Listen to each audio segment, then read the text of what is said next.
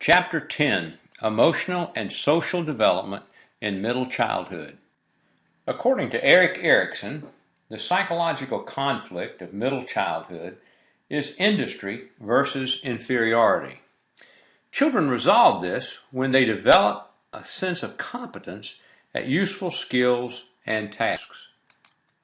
The negative outcome of this stage, inferiority, brings the child to the point of a very low or lack of confidence in the ability to do things well. When Erikson talks of industry, he's referencing a positive, realistic self-concept, pride in accomplishment, moral responsibility, and cooperative participations with age mates. During the school years, children refine their self-concept, organizing their observations of behavior and internal states into general dispositions. They emphasize competencies rather than specific behaviors. They can clearly describe their personality, including both positive and negative traits. School-age children frequently make social comparisons, that is, judgments of their appearance, abilities, and behavior in relation to those of others. By age 6 to 7, children in diverse Western cultures have formed at least four broad self-esteems: academic, social, physical/athletic competence, and physical appearance. Viewing the self in terms of stable dispositions permits school-age children to combine their separate self-evaluations into a general psychological image of themselves. Self-esteem takes on a hierarchical structure, with perceived physical appearance correlating more strongly with overall self-worth than any other self-esteem factor. Self-esteem declines during the first few years of elementary school as children evaluate themselves in various areas. From fourth grade on, self-esteem rises for the majority of children, who feel especially good about their peer relationships and athletic capabilities. From middle childhood on, individual differences in self-esteem become more stable, and positive relationships emerge and strengthen between self-esteem and success at valued activities. Low self-esteem in all areas is linked to anxiety, depression, and increasing antisocial behavior. Cultural forces profoundly affect self-esteem. A strong emphasis on social comparison in school may explain why Chinese and Japanese children, despite higher academic achievement, score lower than U.S. children in self-esteem. African American children tend to have slightly higher self-esteem than their Caucasian age mates. Children whose parents use an authoritative child-rearing style feel especially good about themselves. Controlling parents communicate a sense of inadequacy to their children. Overindulgent parenting is correlated with unrealistically high self-esteem. American self-focused cultural values can undermine achievement, foster antisocial behavior, and/or lead to other adjustment problems. Attributions are our common everyday explanations for the causes of behavior. In other words, when we succeed, what do we attribute our success to? When we fail, what do we attribute our failure to? School-age children who are high in academic self-esteem and motivation make what's called mastery-oriented attributions. They credit their successes to ability, which they can improve on through trying hard, and their failures to factors that can be changed or controlled, such as insufficient effort. I didn't try hard enough. Children who develop learned helplessness attribute their failures to ability, but when they succeed, they conclude that external factors such as luck are responsible for their success. They believe that ability is fixed and cannot be improved by trying hard. Mastery-oriented children seek information on how best to increase their ability through effort. In contrast, these learned helplessness children focus on obtaining positive and avoiding any kind of negative evaluations of their fragile sense of ability. Adult communication plays a key role in children's attributions. Learned helpless children often have parents who believe that their child is not very capable and must work harder than others to succeed. Parents of learned helplessness children might offer feedback in the form of trait statements, which encourage children to adopt a fixed view of ability and lead them to question their competence when facing challenges. Teachers' messages also affect children's attributions. Teachers who emphasize learning over getting good grades tend to have mastery-oriented students. Students with unsupportive teachers tend to regard their performance as externally controlled and their achievement declines. For some children, including girls and lower socioeconomic status ethnic minority students, performance is especially likely to be undermined by negative adult feedback. Asians also attend more to failure than to success because failure indicates where corrective action is needed, whereas Americans focus more on success because it enhances self-esteem. In middle childhood, the self-conscious emotions of pride and guilt become clearly governed by personal responsibility. Pride motivates children to take on challenges, whereas guilt prompts them to make amends and strive for self-improvement. Harsh, insensitive reprimands from adults can lead to intense shame, which is particularly destructive. Between the ages of 6 and 12, kids become more aware of their emotions and what in the environment might trigger those emotions. As children approach adolescence, advances in perspective taking allows them to respond with empathy, not just to people's immediate distress, but also to their general life condition. By about age 10, most children can shift adaptively between two different types of coping strategies. Problem-centered coping is when they appraise a situation as changeable, identify the difficulty there, and then decide what to do about it. Emotion-centered coping, which is basically internal, private, and aimed at controlling distress when little can be done about an outcome. Through interacting with parents, teachers, and peers, and school-age children become more knowledgeable about socially approved ways to display negative emotion. And when emotional self-regulation is developed well, school-age children acquire a sense of emotional self-efficacy, a feeling of being in control of their emotional experience. And this fosters a favorable image and a real optimistic outlook. Moral understanding advances greatly in middle childhood. By about age 7 to 8, children no longer say telling the truth is always good and lying is always bad, but also consider pro-social and anti-social intentions. As children's ideas about justice take into account more variables, they clarify and link moral imperatives and social conventions.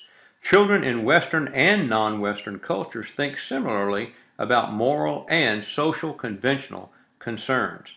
They also regard laws that discriminate against individuals as wrong and worthy of violating. Older school-age children place limits on individual choice, and prejudice usually declines during middle childhood. By the early school years, children associate power and privilege with white people and poverty and inferior status with people of color. They do not necessarily acquire these views directly from parents and friends, but rather pick up on prevailing societal attitudes from implicit messages in their environment. By age 5 or 6, white children generally evaluate their own racial group more favorably than other groups. In-group favoritism emerges first. Children simply prefer their own group, generalizing from self to similar others. Out-of-group prejudice occurs when the white children acquire negative attitudes towards ethnic minority outgroups when such attitudes are encouraged by circumstances in the environment. Many minority children show out-group favoritism in which they assign positive characteristics to the white majority and negative characteristics to their own group. With age, children pay more attention to inner traits and begin to understand that people who look different need not think, feel, or act differently. After age 7 or 8, white children's prejudice against outgroup members often weakens. And research findings suggest that the decline in overt racial bias during middle childhood may partly reflect older children's growing awareness of widely held standards that deem prejudice to be inappropriate. The extent to which children hold racial and ethnic biases depend on several parental and situational factors. One, children who believe that personality traits are fixed rather than changeable readily form prejudices based on limited information. Two, children with very high self-esteem are more likely to hold racial and ethnic prejudices. And three, white children are more likely to display prejudice when adults highlight group distinctions. Research confirms that an effective way to reduce prejudice is through opportunities for intergroup contact, in which racially and ethnically different children have equal status and work towards common goals. Long-term contact and collaboration among neighborhood, school, and community groups may be the best way to reduce prejudice. At the end of middle childhood, children form peer groups. These are collectives that generate unique values and standards for behavior and a social structure of leaders and followers. The peer culture of a peer group typically involves a specialized vocabulary, dress code, and a place to hang out. Children who violate the peer group codes of dress and behavior are often rebuffed. Within the peer group, children acquire social skills, including cooperation and leadership. During middle childhood, friendships contribute to the development of trust and sensitivity. Children tend to choose friends who are similar to themselves in age, sex, ethnicity, and socioeconomic status, as well as in personality, popularity, academic achievement, and prosocial behavior. Throughout middle childhood, high-quality friendships remain fairly stable, but friendships that span several situations, such as school and religious institutions, are more likely to persist. School-age friends disagree with each other more than with non-friends, but use negotiation to resolve conflicts more often than non-friends do, and learn that close relationships can survive disagreements. The impact of friendships on children's development depends on the nature of their friends. Peer acceptance refers to likability, the extent to which a child is viewed by a group of age mates as a worthy social partner. Children's self-reports reveal four general categories of social acceptance. 1. Popular children receive many positive votes, basically well-liked. Rejected children get many negative votes and are disliked. Controversial children receive many votes, both positive and negative. And then the fourth, neglected children, are seldom mentioned either positively or negatively. About 2/3 of kids in typical elementary school classrooms fit one of these categories. 1/3 are average in peer acceptance and do not receive any extreme scores. Gender stereotyping of personality traits increases steadily in middle childhood, becoming adult-like around age 11. Children make these distinctions from observing sex differences in behavior as well as differential adult treatment of boys and girls. School-age children consider certain academic subjects as feminine and others as masculine, attitudes that influence children's preferences for and sense of competence at certain subjects.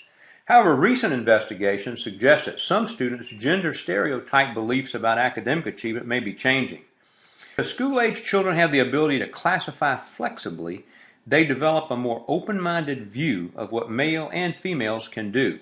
Children are especially intolerant of boys' violations of gender roles. From 3rd to 6th grade, boys tend to strengthen their identification with masculine personality traits, whereas girls' identification with feminine traits declines. Compared with boys who usually stick to masculine pursuits, many girls experiment with a wider range of options and more often consider traditionally male future work roles. Parents, especially fathers, are more tolerant of girls than of boys crossing gender lines. Gender identity expands to include self-evaluations, which greatly affect adjustment.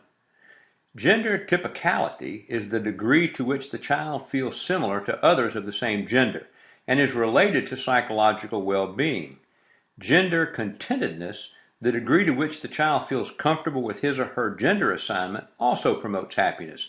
Felt pressure to conform to gender roles can lead to serious difficulties in children who feel that parents and peers disapprove of their gender-related traits. In middle childhood, the amount of time children spend with parents declines dramatically. Co-regulation, a form of supervision in which parents exercise general oversight while letting children take charge of moment-by-moment decision-making, grows out of a warm, cooperative relationship between parent and child, based on a give and take, and prepares the child for greater freedom of adolescence. Children of parents who engage in joint decision-making are more likely to listen to parents' perspectives in situations where compliance is vital. Siblings are important sources of support for school-age children. However, sibling rivalry tends to increase in middle childhood, when parents often compare siblings' traits and accomplishments. To reduce rivalry, siblings often strive to be different from one another. Siblings benefit when parents encourage warm, considerate sibling ties. The more positive their relationship, the more siblings resolve disagreements constructively, provide emotional support, and contribute to resilience in the face of major stressors such as parental divorce. Sibling relationships are not essential for healthy development. Only children have somewhat closer relationships with their parents, but tend to be less well accepted in the peer group, probably because they have not had the opportunity to practice conflict resolution skills with siblings. Although the United States has experienced a decline in divorces over the past decade, it continues to have the highest divorce rate in the world. Of the 45% of American marriages that end in divorce, half involve children. 1/4 of U.S. children live in single-parent households, most of them with their mothers. About 2/3 of divorced parents marry again, and half of their children eventually experience the end of their parents' second marriage. And although studies have reported that marital breakup is stressful for children, great individual differences exist in how well children cope with the divorce. Divorce has both immediate and long-term consequences. On the immediate side, many mother-headed households experience a sharp drop in income, and about 27% of divorced mothers with young children live in poverty. The transition from marriage to divorce typically leads to high maternal stress, depression, and anxiety, and to a disorganized family situation in which discipline may become harsh and inconsistent. Fathers who see their children only occasionally may be permissive, making the mother's task of managing the child even more difficult when they return home. Younger children often blame themselves for a marital breakup and fear abandonment by both parents.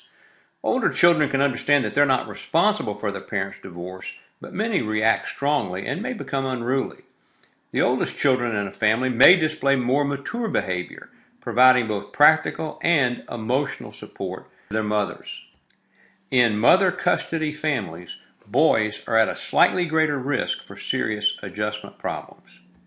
On the long-term consequences side of the ledger, most children show improved adjustment by 2 years after the divorce, but overall continue to score slightly lower than children of continuously married parents in academic achievement, self-esteem, and emotional and behavior problems. A blended or reconstituted family is a family structure resulting from remarriage of a divorced parent that includes parent, child, and new step-relatives. The mother-stepfather family is the most common, and in this family, boys tend to adjust quickly, but girls often react with sulky, resistant behavior.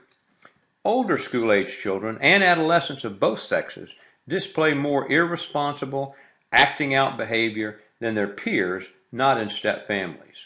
Father-stepmother families, or when fathers have custody, children typically react negatively to remarriage. Girls especially have a hard time getting along with their stepmothers. Parenting education and couples counseling can help parents and children adapt to the complexities of living in a blended family. Step-parents do best when they move into their new roles gradually. The divorce rate for second marriages is even higher than for first marriages, and additional marital transitions create greater difficulties for children. Common fears of the school years include poor academic performance, peer rejection, the chance of personal harm, being robbed or shot, threat to parents' health, and media events. Most children handle fears constructively using emotion regulation strategies. About 5% of school-age children develop a phobia, which is an intense, unmanageable fear. For example, a school phobia is severe apprehension about attending school. Other childhood anxieties may arise from harsh living conditions. About 65,000 cases of child sexual abuse occurred in the United States in the most recently reported year. Sexual abuse is committed more often against girls than boys, and most cases are reported in middle childhood. Typically, the abuser is a male, either a parent or someone the parent knows well. The internet and mobile phones have become avenues through which other adults commit sexual abuse.